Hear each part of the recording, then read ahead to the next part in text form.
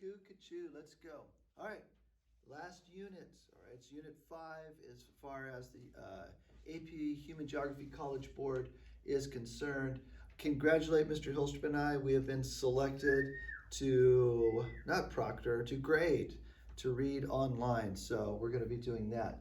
But we're going to talk about the last unit. It's chapter 9 for us. Please go through the chapter, go through the review, make sure you know everything. Go through my PDF that I'm typing up for you. Okay, so we're going to talk first about where agriculture originated. All right, and there's 5 hearths. We talk a lot about Southwest Asia because that's where our peeps came from. They're also going to talk about East Asia, Southeast Asia. They're going to talk about Sub-Saharan Africa and Mesoamerica. We also know it as where the Native Americans were, or Amerindians. North America, South America, but pretty much here from Mexico south to this chunk here was that hearth that Mr. Hillstrom's going to talk about. Why do we consume different foods? It all depends on where we came from. All right, so like in China, they might ask you a question about why do people in eastern, southeastern China eat rice and people in the interior of China eat wheat? Okay, so it's obviously about what can grow there. And then where is agriculture distributed? You're going to find that it starts where there's water, there's arable land, and access to markets. Okay, so we'll cover that. And then why do farmers face sustainability challenges? We're going to talk about just about overuse of the resources. We're pumping groundwater out like crazy. We're using marginal land that wasn't meant to be farmed, but with all the new advances in technology, we can do it. A big question on the test will be about the Sahel, this area south of the Sahara, marginal weather, marginal land, and it's being overgrazed by goat herders, overfarmed by subsistence farmers. That'll be part of today's lecture, okay? And these are going to be the things talking about the food that we consume, how we've gone from subsistence farming, people farming to feed themselves and their family, all the way to commercial agriculture, where now we're producing food to sell it, and as the old man in King Corn said, with all of your fancy doodads now, okay? Hey guys, happy May the 4th to all you Star Wars nerds out there, all right? So we're gonna start with the agricultural revolution. Starts around 8000 BC. There's 2 theories about why this started. So remember, agricultural revolution means when they settled down, they stopped hunting and gathering like this guy, okay? And they had settled, agriculture. 2 theories develop. One, it happens in 8000 BC, about the same time as an ice age was ending. So one theory goes, planet's warming up, people start moving around, and then they move various plants and animals with them that are more easily settled. Okay, the second theory says, look, human beings, we don't like moving around all the time. Okay, we like to stay in a settled environment. We don't like expending all of our calories just to get more calories. So we developed that way. The big thing here is the impact. What are the effects of the agricultural revolution? Well, we see population growth, we see the birth of religions, we see the birth of states, and we'll talk more about that right in that Fertile Crescent area. This guy right here, he's representing about 250,000 hunter-gatherers that are still around in the world today. So this is the hearths that Mr. Wright was talking about, and just it's good to know where things began and where are the beginnings, the origins of things. So like Southwest Asia is where everything begins, right? That's that Fertile Crescent area, and you can see that's where things like cows and goats and pigs were first domesticated. It's the same spot where there's barley and there's wheat and oats. Okay, and then you can see how it sort of spreads, all right, and eventually into Europe. Over here, Central Asia and South Asia, this is where they first developed they first domesticated the chicken. Okay, I don't know what wild chickens look like, but I imagine they were pretty scary because even the domesticated ones are a little scary. Okay, let's be honest. Up here in Kazakhstan, modern day Kazakhstan, that's where they first domesticated the horse. That's going to become important when we start getting into commercial farming, and we need that, animate power, right?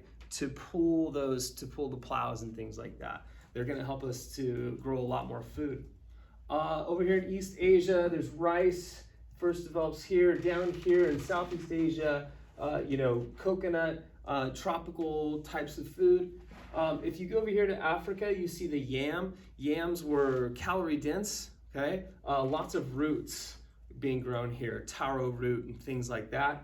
Here you can also see African rice. So African rice is different from East Asian rice. They say that it's a lot tougher because it had to overcome the climate, the environment in order to survive. And if you're from Africa, you say it tastes better, okay? Over here in Latin America, you got the Peruvian potato. You guys will learn more about that. With the Columbian Exchange, the potato goes to Europe. We always think of the Irish potato famine, but it actually starts here. And when they start to trade back and forth, that's how it ends up in Europe.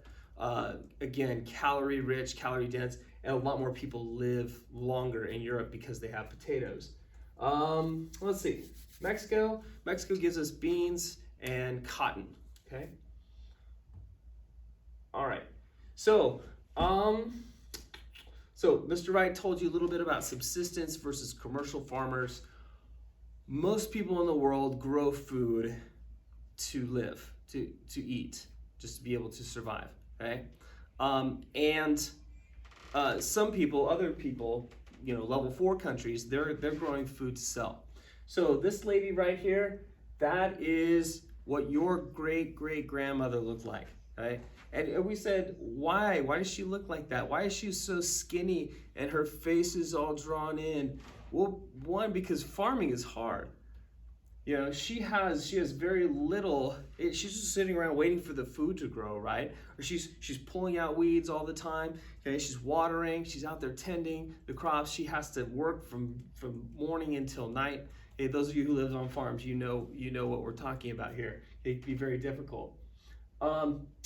So percentage of farmers, high in subsistence, low in commercial. So like we said, most of the farmers in the world, the agricultural density in like level 2 and 3 countries, really high. They're very dense with farmers, okay? In level 4 countries, not so much, right? They're more dense with tractors and large machinery, okay? So a lot fewer farmers in commercial ag countries. Here, the role of machinery in the 18th century, we get the plow. And then the science and the technology, we start to pick out the best sheep. We start to, just breed them to try to create the meatiest product that we can. If you're in a level 4 country, we have a thing called a mule. That's not an actual mule. It's a 4-wheeler, right? So that technology continues to develop in level 4 countries. Levels, 2 and 3 countries, they're still back here where our great-great-grandparents were, okay? And then farm size. So commercial, average commercial farm is like 418 acres. The average, and so that's a level 4 country. On a level 2 country or a level 3 country, like in China, average farm size is about 2.5 acres. Here we've talked about, the first time you saw this, and a lot of kids in my CP classes will say, hey, they're better farmers in the developing world because there's more of them. No, okay? We're better farmers because we have more technology. This doesn't mean that they're not working hard. They're working very hard, but they're only able to produce enough food for themselves. Maybe they can sell a little extra in the market. That's the goal. But this is where we're talking about people using animate power themselves, okay? Yes, we did the routine about the fat hose and skinny hose, all right? And then if you advance, then you get to use some kind of animal, a water buffalo, a mule, something like that. But it's a lot of hard work, a lot of drudgery, okay? And then we have, technology. We're going to talk about the second agricultural revolution in around 1700s, when the Industrial Revolution comes about, the steel plow, a metal harvester, where they could actually mow the wheat, crops like that. Then we've got the second agricultural revolution. We're talking about the early, mid 20th century, where we're starting to see more technology used in the production of plants and animals and equipment. And then the Green Revolution in the 1960s, where we're starting to get all of these genetically modified organisms. Food production is going to take off because we're learning how to change seeds, fertilizers, and pesticides. But here you can see just by the use of tractors, you go from maybe 80% of the people farming to 2 to 3% of people farming because of technology, because of equipment. All right. So our diet and nutrition is going to be, it's better. We have access. We have the opportunity to eat a lot more calories. We learned that you guys need about 2,200 calories a day. More than that. Well, athletes need more than that. The sedentary person needs about 20. Mr. Hillstrom's an athlete. He needs more calories. All right. But yeah, a sedentary person, about 2,200 calories a day. You athletes need 3,000 or more. Americans, we're consuming well over 3,000 calories a day. But now with maybe the COVID-19 virus, you're not eating out as much, so hopefully you're eating better. But people in developing countries, LDCs, they're lucky sometimes to get 1,500 calories a day. That is their biggest struggle, is consuming enough calories to live. In developing countries, they're going to get a lot more of their calories from things like chickpeas, which we call garbanzo beans, and starches, such as rice and wheat, whereas we're going to get a lot more of our calories from meat, dairy, things like that. But we might have to cut back on that because meat packing plants are going to struggle, and we're going to talk more about that later. Okay, so people in developed countries eat more from different sources than people in developing countries. Yes, we have money. We can ship things from one spot to another. So, if you wanted sushi from Japan, if you were willing to pay enough money, you could have that imported to you in a developed country. We have a lot of different sources, because we have the wealth, we have the money, and we have the shipping routes that we can ship things. Climate affecting what can be grown, that really impacts developing countries a lot more, like level 2 and 3 countries a lot more. They're going to eat what they can grow locally.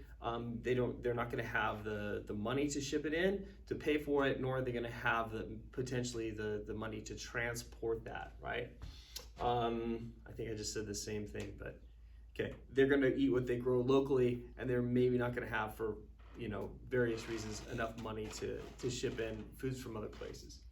Down here, culture determining food choices. We're one of the only places in the world that doesn't eat insects as a regular source of protein. You guys are like, yeah, okay.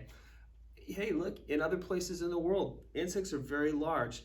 And if you watch The Lion King, Pumbaa says they're cream filled. They're the good ones. If you're from various places in Asia, you will eat rice with every single meal. It's part of your culture. All right. So here, largest source of calories varies by country. Look at us. We love wheat. Okay, we have entire stores dedicated. Panera Bread, right? Bedouin Bakery, Costco cookies. I'm up till, I think my quarantine is supposed to be quarantine 15. I'm at like quarantine 18.